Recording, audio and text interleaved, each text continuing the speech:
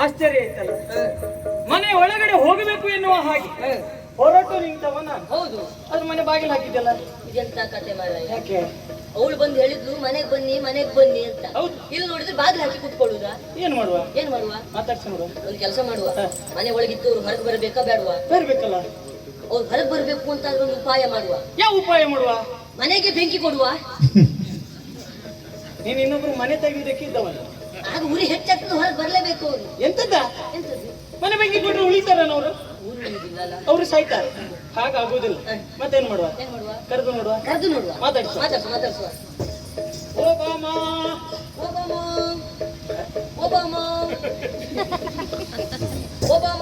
ಅವ್ಯಾರ ನೀನ್ ಸಂತಾನದವನ?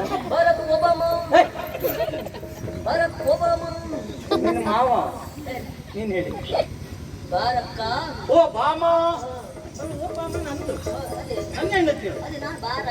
ಬಾರಕ್ಕ.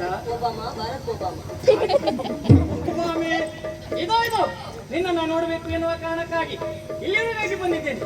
ಒಮ್ಮೆ ಬಾಗಿಲು ತೆಗಿ. ನೋಡೆ ನಾನು ಬಂದಿದ್ದೇನೆ. ನೋಡೆ. ಮನೆಯ ಹೊರಗಡೆ ಯಾರೋ ಬಂದಿದ್ದಾರೆ.